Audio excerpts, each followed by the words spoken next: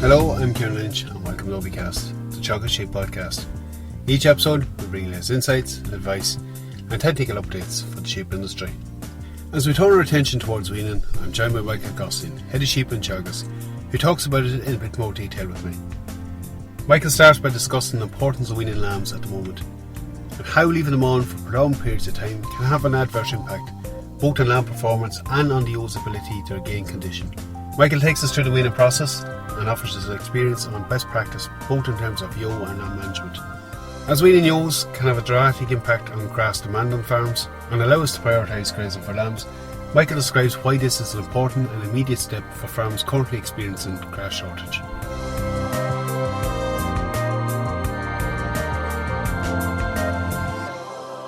Michael, glad to have you back with us. Thanks, Kieran. Michael, we're approaching the middle part of the grazing season, and I suppose our minds kind of turn towards some of the key tasks, and one of them is weaning ewes. Why should we wean ewes at this stage of the year? Well, really we should be considering to wean our lambs from the ewes somewhere around kind of 12 to 14 weeks of age.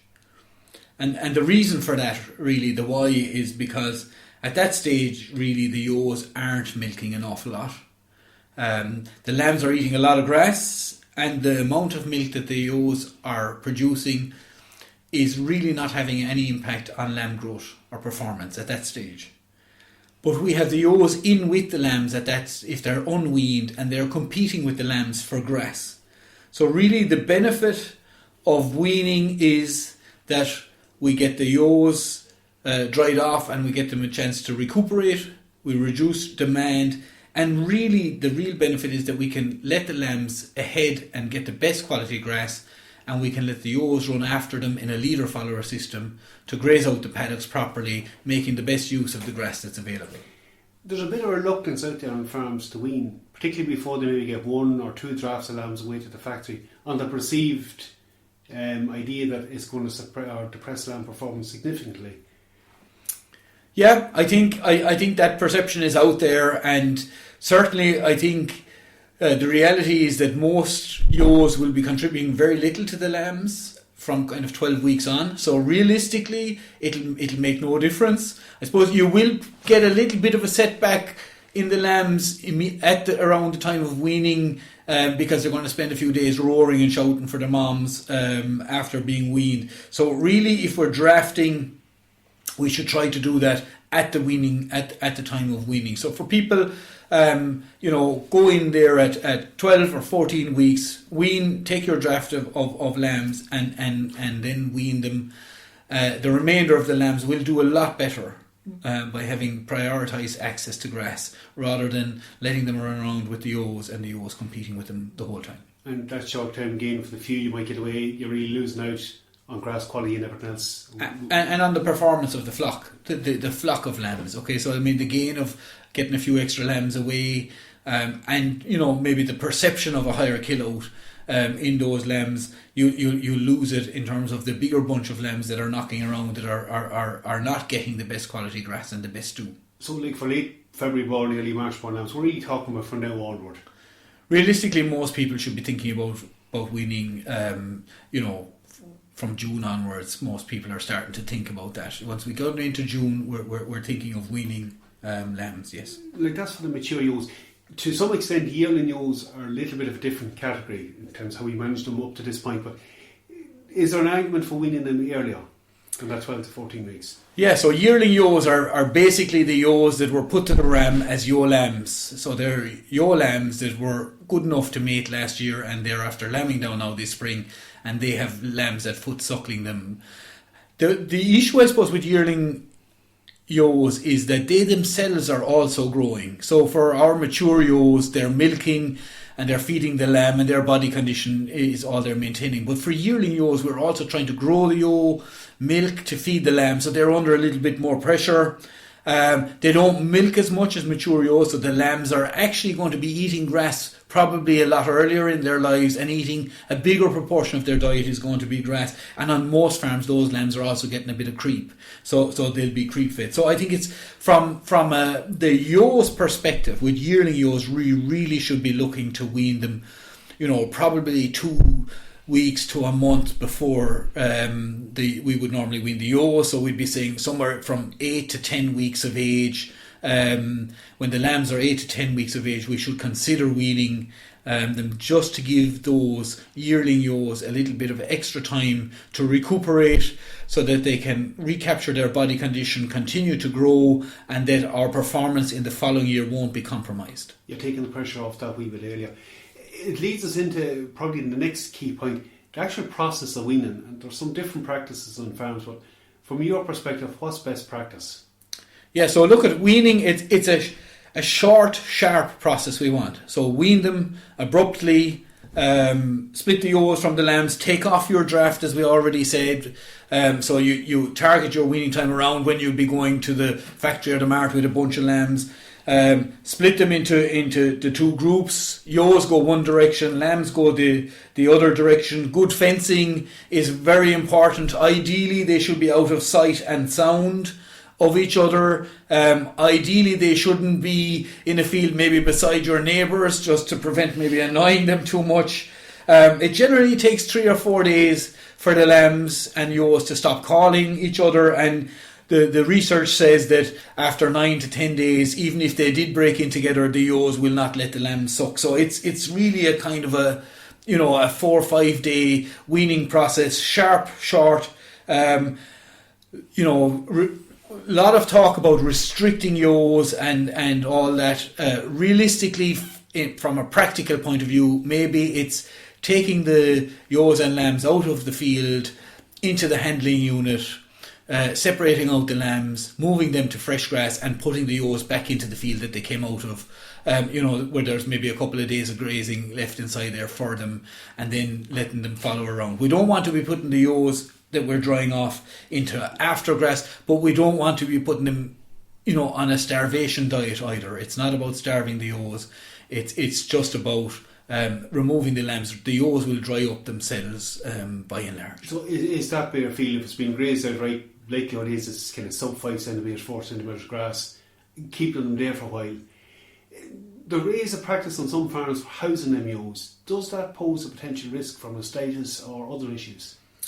Yeah, I think if you're housing the ewes at that time when they're stressed, and in the house the hygiene is much more challenging than out in a field, then obviously there is more risk from incidences such as mastitis. And I think that the benefit that we sometimes think that we're getting from housing sheep in terms of being able to control their diet better indoors, maybe put them into a straw pen and give them nothing for a day, and then only the bit of straw to pick at, and the following day maybe throw a bale of hay into them or something like that. I think the benefit that you're trying to achieve there is probably lost by the bigger challenge in terms of hygiene from the bedding and the close contact that the sheep have to each other. So I would be strongly in favour, where it's possible, to leave the sheep out on a field with a relatively modest amount of grass on it, and keep them clean. I wouldn't be at all in favour of restricting feed, a starvation type diet, or definitely not restricting water. So that bare pasture for a week or so and then following them lambs around and cleaning the paddocks, that more or less will achieve what you want anyway. Absolutely. So we want it really, it's short and sharp. We want to dry them off over a space of 5 days to a week, and then go back on and clean up paddocks with them, and maybe after another week, when they've totally settled, splitting out the thinner ewes and giving them priority access to start building them again. Because one thing that we're seeing on farms across the country is every year that the ewes are in suboptimal body condition on a lot of farms. There's a big percentage of the ewes that are under the target, and that's really because they're not getting enough time to recapture the body weight that they've lost during the lactation. So ewes need a lot of time to put on body weight, and you really need all the time between weaning and going to the ram to capture that, in particular with the ewes that are thin. Ewes that have reared 2 good lambs and are in poor body condition, they need a lot of time and grub to put that back on again.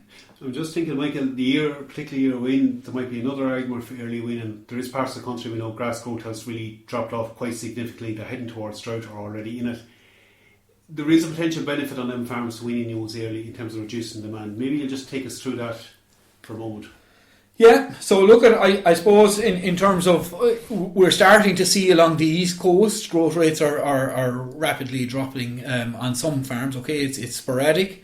There isn't a lot of rain forecast there, so for some farms they will notice that, and we could be running into grass shortages.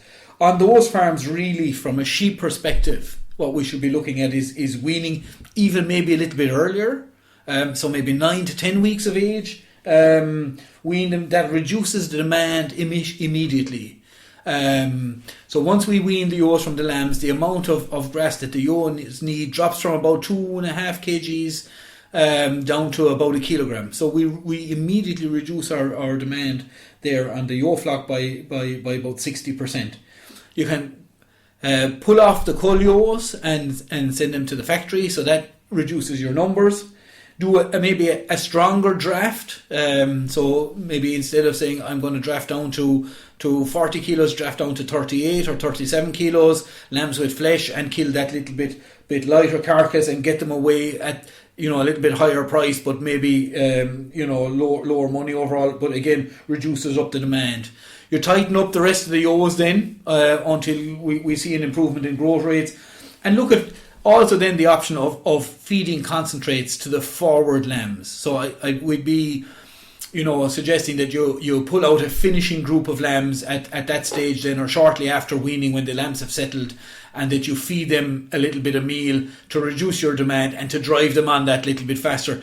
Wouldn't be in favour now the year that's in it with our COVID pandemic and, the kind of disruption that could potentially cause, that we would strongly feed all the lambs at this early stage, because you start feeding in June a lot of meal into lambs, you can very quickly rack up 15 euros worth of meal into the lambs, and we're not sure whether we're going to capture that. And of course, Kieran, spreading fertiliser. So a lot of farmers may have taken the foot off the pedal on the fertiliser front because growth was very strong a couple of weeks ago. So be ready to put it out or get it out there as soon as the conditions allow. So really, it's prioritising grazing for the lambs where you want to get the most benefit, and maybe target feeding where needed in them cases.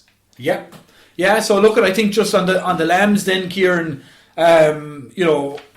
really once we've weaned, it's about giving them the best grass. So look at, it's really, we're talking about 7, 8, 9 centimetres of grass. That's where we want to be going in. Heavy grass that's falling over, skip it over it, go in with your cattle, or let the ewes in to graze it, or ideally take it out for silage on farms that are lowly stocked.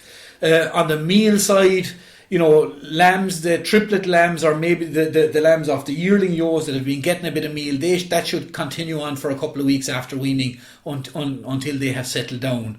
If the plan is to take them off meal after weaning and to put them on a grass-only diet, that's fine, but maybe wait 10 days or 14 days until weaning and they've settled, and then you start pulling the meal. Plenty to focus on for the coming weeks. Michael, thank you very much for that. You're welcome.